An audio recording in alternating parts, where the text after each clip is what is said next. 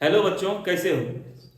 तो आप लोगों ने एक रील देखा होगा जिसमें हम सरप्राइज का बात कर रहे थे और उसमें कुछ फॉर्म भरने का भी था। बहुत लोग फॉर्म भरे भी हैं, बहुत अच्छा रिस्पॉन्स आया है। तो जब इतना अच्छा रिस्पॉन्स आया है तो मैंने सोचा क्यों उतना लेट किया जाए, सरप्राइज में जल्दी सरप्राइज को रिवील कर दिया जाए।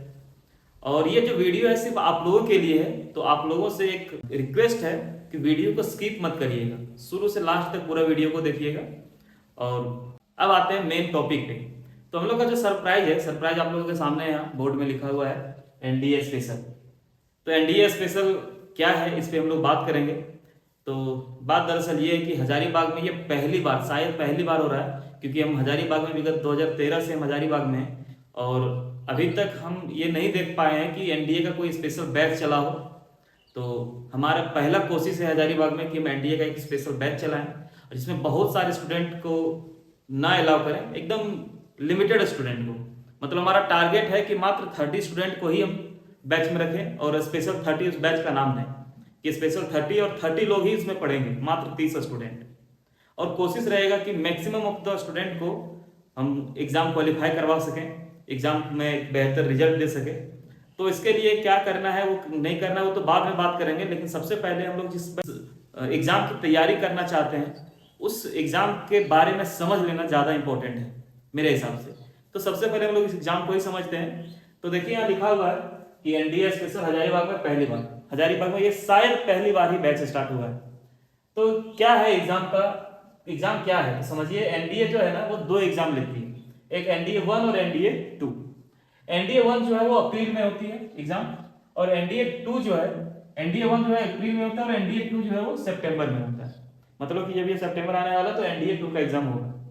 तो बहुत लोगों का कंफ्यूजन ये रहता है कि एनडीए 1 और एनडीए 2 में क्या डिफरेंस है। तो भाई डिफरेंस कुछ भी नहीं है, दोनों एक प्रोसेस है एग्जाम का। अगर मान लेते हैं कि अगर साल में दो एग्जाम हो रहा है, अगर आपका पहला एग्जाम क्वालिफाई नहीं होता है तो आप दूसरा में फिर से बैठ सकते हैं, वहां से क्वालिफाई कर सकते हैं। दोनों का अलग एग्जाम है, दोनों का अलग इंटरव्यू है, दोनों का अलग मेरिट लिस्ट है, सब कुछ अलग है। बस साल में दो बार ये एग्जाम कंडक्ट करवाती है। और ये एग्जाम कंडक्ट कौन करवाती है, तो ये एग्जाम जो है वो यूपीएससी कंडक्ट करवाती है। UPSC, union public service commission. ठीक है, यूनियन पब्लिक सर्विस कमीशन जो है वो एग्जाम कंडक्ट करवाती है साल में दो एग्जाम, एक अप्रैल में और दूसरा सितंबर। एग्जाम पैटर्न का बात करें तो इसमें दो सब्जेक्ट आता है और दो शिफ्ट का एग्जाम भी होता है। ये जो पहला शिफ्ट होता है वो मैथ्स का पेपर होता है जिसमें 300 मार्क्स का मैथ पूछा जाता है। और जो दूसरा शिफ्ट होता है वो होता है जीएटी, मतलब जनरल एप्टीट्यूड टेस्ट का, जिसमें 600 मार्क्स का क्वेश्चन पूछा जाता है। और इसमें अगर सब्जेक्ट का बात करें तो इसमें सारे सब्जेक्ट आ जाते हैं, जिसमें फिजिक्स आ जाता है, केमिस्ट्री आ जाता है, इंग्लिश आता है और जनरल मतलब जनरल नॉलेज जीके का क्वेश्चन आता है। और एनडीए 2 में भी सेम पैटर्न रहता है, पैटर्न में कोई बदलाव नहीं होता है। और अगर बात करें कट ऑफ का, सबसे जो इंपॉर्टेंट है कट ऑफ का बात करें तो कट ऑफ जो है वो एवरेज कट ऑफ जाता है। अभी तक जो देखा गया पिछले 10 साल से, 2015 से अगर बात करें तो 2015 से कभी भी 250 से 400 के बीच के, सॉरी 250 से 400 के बीच में ही रहा है कट ऑफ।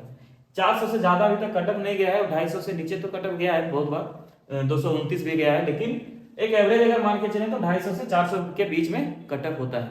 और जो फाइनल कट ऑफ होता है, मतलब एग्जाम और इंटरव्यू दोनों मिला करके, वो जो कट ऑफ हो जाता है वो 650 750 के बीच रहता है, चाहे वो दोनों एग्जाम का बात करें, एनडीए 1 एनडीए 2।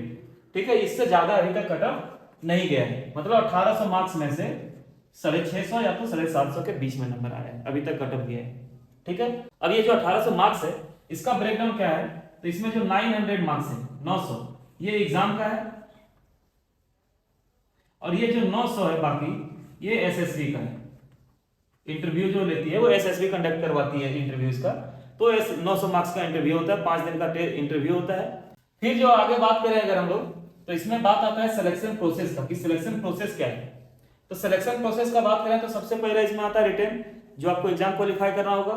फिर आता है एसएसबी इंटरव्यू, इंटरव्यू आप क्वालिफाई करते हैं तब आपका मेडिकल होता है, और मेडिकल के बाद फाइनल मेरिट लिस्ट आ जाता है।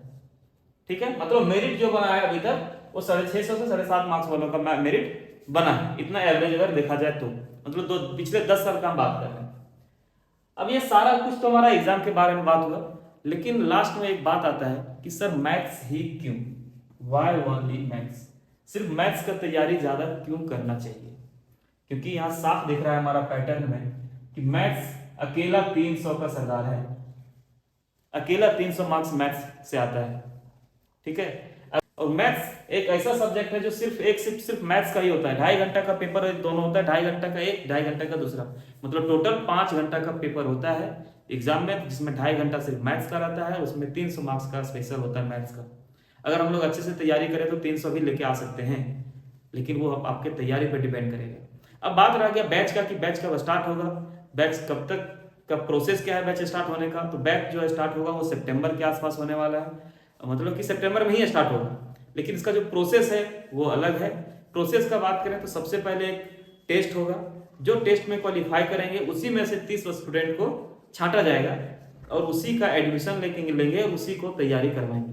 अब जो भी पहले आएंगे उन्हीं का हो पाएगा, तो इसमें देर ना करें। हजारीबाग में पहली बार हो रहा है तो हम चाहेंगे कि आप भी इसमें बढ़ चढ़ के हिस्सा लें, कोई भी छूटे ना, और कोशिश रहेगा कि आप इसके अंदर आ जाएं।